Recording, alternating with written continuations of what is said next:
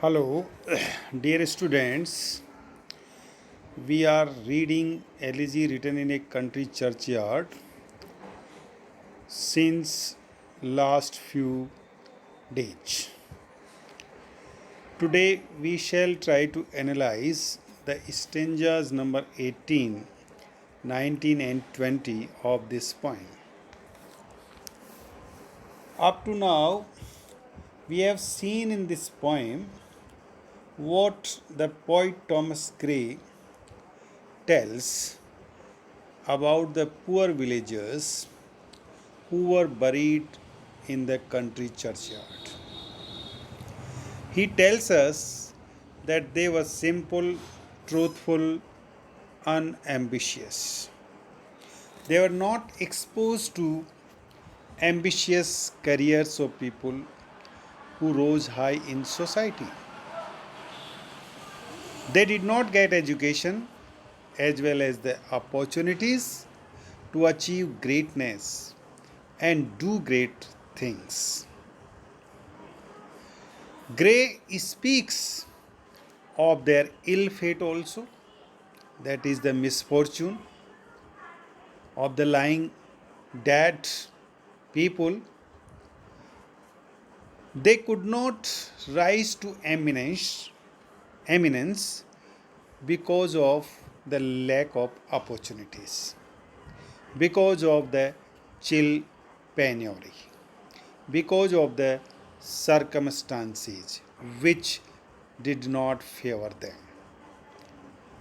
They were doomed to the obscure destiny, and their fate never allowed them to become the members of parliament, as we have seen in the last stanza. And in this way, they could not show their or display their oration or their speech, the art of the speech. They also did not find any occasion to shine in the political field. They could not become the poet like Milton. They could not become like Hampden, the village farmer. They also could not become like Cromwell, who fought for the Commonwealth of English and who also reigned during 1649 to 1660. So these people did not get such kind of chances and opportunities to force the government for repealing of the taxes, and because that were very cruel, and they also could not get honor and respect and self satisfaction from their conduct and looks. Now let us see what is there in these lines in the continuation of the 17th stanza, that their lot forbade them. That is, their misfortune, their unluck did not allow them to develop themselves. They confined themselves to their virtues, but they also confined themselves with their vices and the crimes. The struggling pangs of conscious truth to hide, to quench the blushes of ingenious shame, or heap the shrine of luxury and pride with sense of kindled at the muse flame. So their lot forbade them, their misfortune, their unluck stopped them. The struggling pangs of conscious truth to hide. That is, they could not, they were the people who could not hide the truths.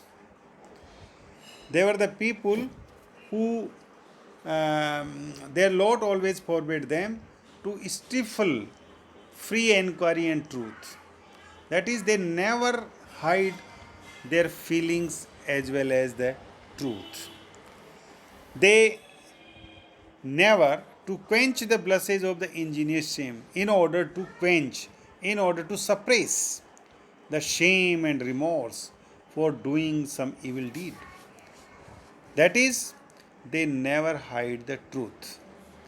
If whatever they have done some wrong that would bring them the shame, they also did not hide or concealed those facts, as well as or heap the shrine of luxury and pride with the incense kindled at the muse. And they also did not or could not pay adoration or the appreciations to the powerful patrons by writing verse in their honor.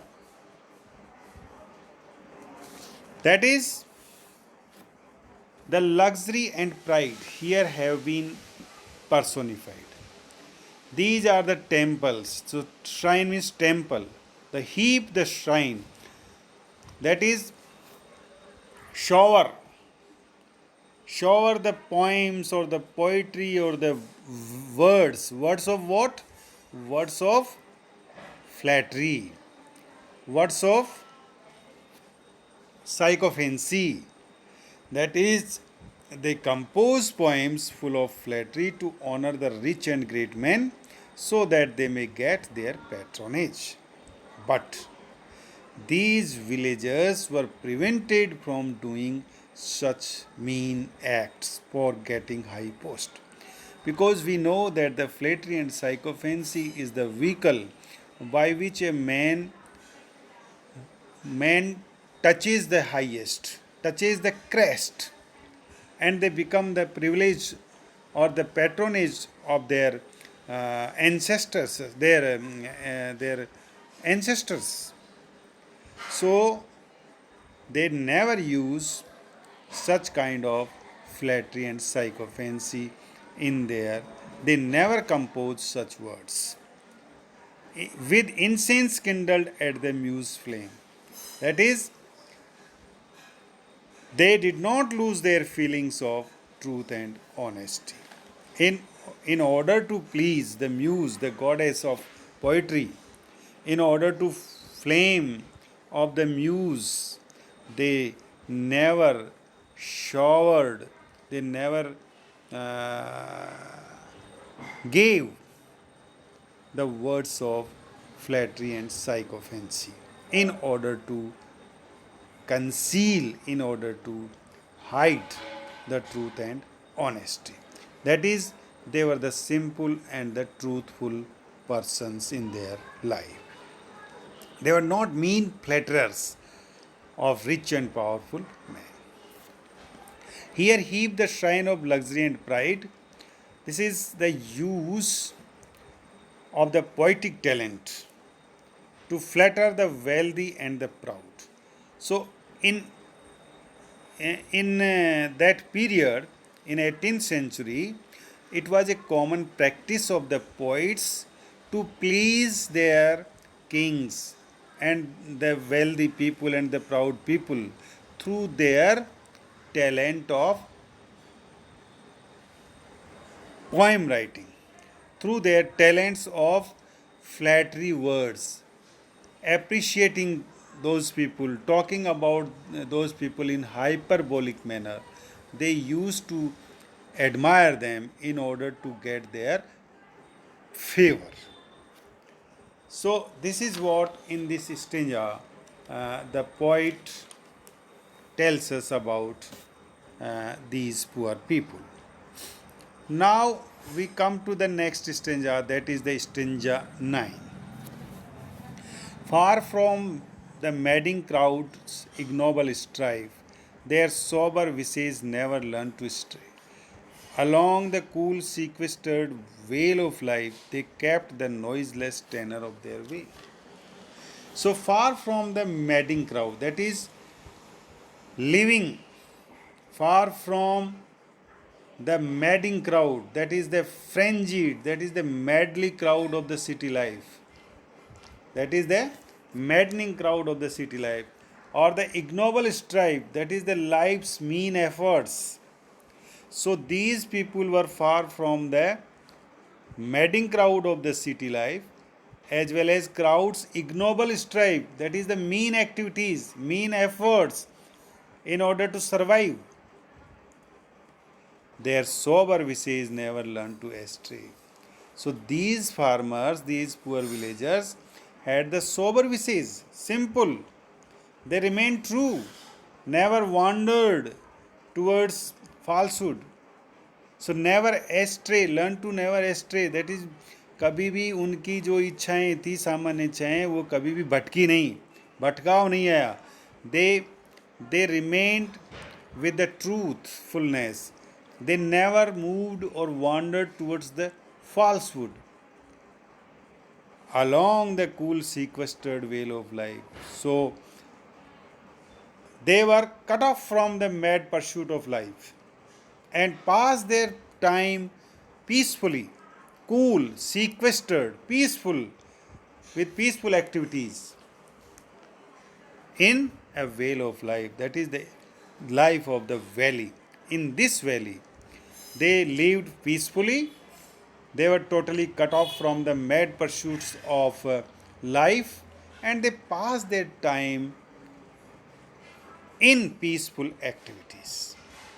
They kept the noiseless tenor of their way. So they adopted the way of life that was peaceful. Their mode of living was without any unnecessary din or turmoil, as it is found in the life of sophisticated people. So they shunned their ill ambitions, remained free from all kind of temptations of the city life, and they maintained the quiet and peace. So these poor peoples kept themselves away from all kind of the vices and the bad activities or the false race, maddening crowd of the city life. They lived keep and quiet in that valley. They never astray their desires. They never run after, they never reign after the unnecessary or undesirable desires. They were not over ambitious. So, this is what here the poet tells us in these lines. Sequestered area, that is peaceful area, secluded. So, without a lot of hub and bub or noise. So, they were away from the hustling and bustling of the city life. So, Thomas Gray, here one more thing we have in these lines, that is far from the madding crowd. This is in fact the title of the novel written by Hardy, Thomas Hardy. In your future classes, you will be able to study the famous novel written by Thomas Hardy, that is far from the madding crowd. So here it seems that Thomas Gray has taken this line from the title of Thomas Hardy. Now come with the stanzas number 20. Yet even these bonds from insult to protect, some frail memorial still erected nigh, with uncouth rhymes and shapeless sculpture decked, implores the passing tribute of a sigh. So here we have seen that the rich man's graves are built inside the church, and they have beautiful and costly memorial erected upon them over them. But these poor men's graves are in the churchyard, in the open area, and they are not even protected from the sun and rain. And some of these tombs may have memorials erected over them, but they are of a very poor quality. That is what here he wants to say. So the poet here mocks at the pomp and show that has been shown and said and written and made or done for the rich people. So he says, yet even these bonds from insult to protect. So, yet even in order to protect from the insult, these bonds means these dead people have some, the graves of these dead people have some frail memorial, some false memorial still erected. Nai means there. Some frail memorials have been erected in order to protect these people from the insult, so that the other may not. Frail means weak remembrance have been erected for them. So here the poet says that he compares and contrasts that the rich people have the majestic monuments quite near their graves, but these poor people have only some weak memorials, and they are very poor in kind of. They have no sculpture significance and are erected near the grand memorials of the rich. And the what has been written upon them, that is the engravings over them, have no sculpture beauty, that is no marble stone has been used for these poor people. They are very rough and ugly with uncouth rhymes, means that the rhymes, the words which have been written over these tombs, over these stones, are uncouth rhymes. Uncouth rhymes means not refined poems. ऐसे ही कुछ भी शब्द जो है उल्टे सीधे उनके बारे में लिख दिए गए हैं. And which implores, which request the passing tribute of a sigh. So, which request or which expresses just a passing tribute of a sigh for these poor people. So, the lines which are engraved on these memorials were composed by some uncouth rhymes, means illiterate person, illiterate poet. And these simple graves of these rustic ask earnestly for the sympathy of the passerby. So, these rhymes or these uncouth rhymes which have been put upon their tombs, they request the passerby, they request the person who passes by there to keep a sigh of tribute, that is, to show a sympathy for these people. So, ornamental trophies are raised over the graves of poor rustics. No ornamental trophies are raised over the graves of poor rustics. Very simple and ordinary memorials have been put for them. And what we will see in next lines, that what these tombs or the inscriptions are there. They are written by the uneducated persons. That is why it's wrongly spelled. They have only about the birth and death of the person, date of the birth, date of the death. But that is also wrongly spelled. So some uneducated, illiterate persons might have written that. So, so far the rich people are concerned, they have the long epitaph on their tombs. And their tombs have many beautiful instances from the Bible text, etc. So, this kind of thing that we will see in our next stanza. So, at that time, we will discuss those lines. But so far, these lines are concerned, we have enough, and I think that you will be able to understand the lines as well as the intention of the poet through this poem. And for the next lecture, till then, we say goodbye. Thank you very much. Okay.